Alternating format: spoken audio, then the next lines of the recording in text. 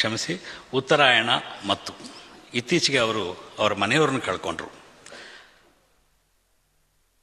ಅದು ಸಾಮಾನ್ಯ ಪೊಯಟ್ರಿ ಆಗಿ ಹೊರಹೊಮ್ಮೋದಿಲ್ಲ. ನಮ್ಮಂಥವ್ರಾದ್ರೆ ಅಳ್ತೀವಿ, ನಾವು ಗೋಳಾಡ್ತೀವಿ. ಎಷ್ಟು ಚೆನ್ನಾಗಿ ಬರೆದಿದ್ದಾರೆ ಅಂದರೆ, ನನಗೆ ಗೊತ್ತು ನಿಮ್ಮಲ್ಲಿ ಹೆಚ್ಚಿನವ್ರು ನೀವು ಓದಿಲ್ಲ.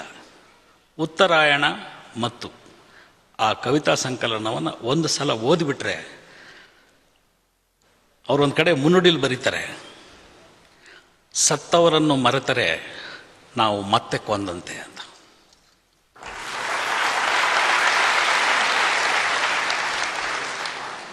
ನನಗೆ ಸಾಮಾನ್ಯ, ಕ್ಷಮಿಸಿ, ನಾನು ಭಾಳ ಭಾವುಕ ಆಗ್ತೀನಿ ಈ ಸಂದರ್ಭದಲ್ಲಿ. ಬಾ ಬಾ ಕಪ್ಪು ಹಕ್ಕಿಯೇ ಬಾ. ಕಪ್ಪು ಹಕ್ಕಿನ ಕರೀತಾರೆ. ಕಪ್ಪು ಹಕ್ಕಿ ಯಾವುದು ಹೇಳಿ?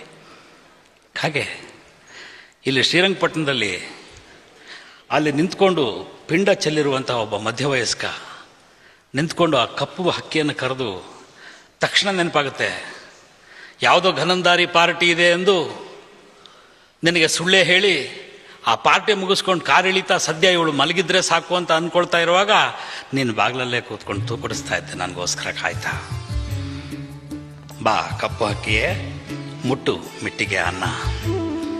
ನೀನು ಮುಟ್ತಾ ಇದ್ರೆ ಕಾಗೆಪಿಂಡ ಆಗಲಿಲ್ಲ.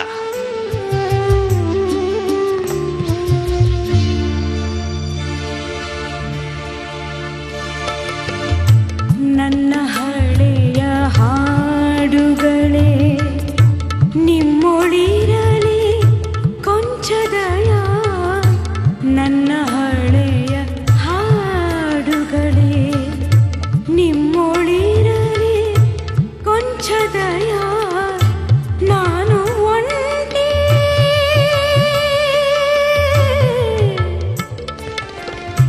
ನಾನು ಒಂಟಿ, ನನ್ನೊಡನಿದೆ ಚಡಪಡಿಸುವ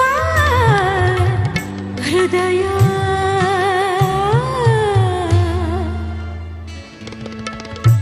ನನ್ನ ಹಳೆ